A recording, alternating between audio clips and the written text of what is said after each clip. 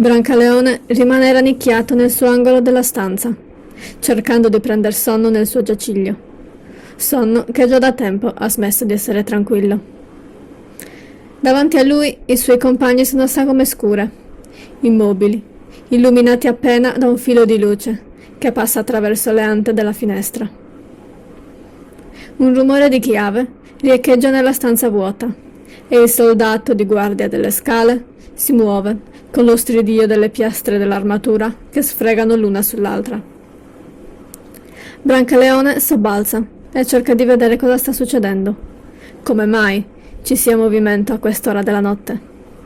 Generalmente non è mai nulla di piacevole. Il comandante mi ha mandato a darvi il cambio, dice il carceriere appena arrivato, parlando catalano. A quest'ora? Il mio turno finisce all'alba. Ha detto così. Ha detto che è meglio avere dei soldati ben riposati la mattina. Senza troppi problemi, il soldato scende le scale e chiude la botola dietro di lui. Il nuovo carceriere prende quindi posizione e rimane immobile. Brancaleone si sistema di nuovo, chiude gli occhi e cerca di dormire, quando qualcuno invece comincia a scuoterlo. Dal leggero suono metallico capisce subito che si tratta della nuova guardia e si mette subito seduto. Quel poco di sonno che aveva, ormai scomparso. «State fermo! Non opponetevi!» sussurra la guardia. «Che diavolo state facendo?» chiede lui.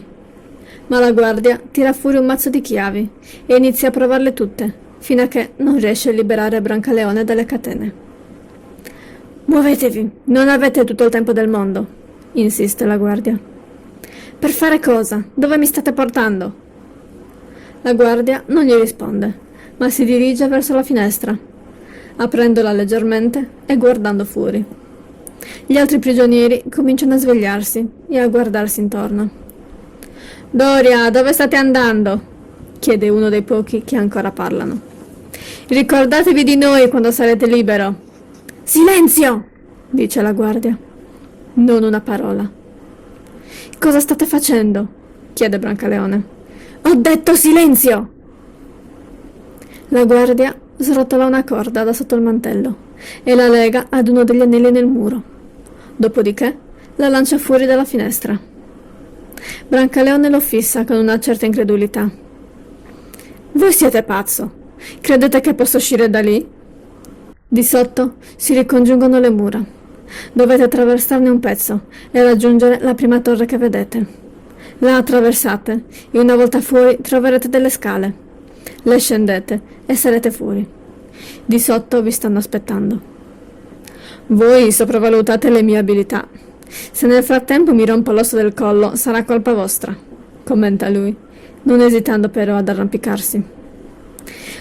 Per fortuna in questi anni mi avete tenuto a stecchetto. Rapidamente si siede a cavallo della finestra e afferra la corda a due mani. Quindi dà uno sguardo di sotto. La piazza è momentaneamente deserta e buia, come gran parte della città. Qualche fiamma brilla ancora in qualche casa e in cima alle torri. Il mare nero è riconoscibile solo da qualche increspatura che riflette la luce del cielo notturno. Un sottile strato di nebbia copre il cielo, ma si vedono comunque numerose stelle.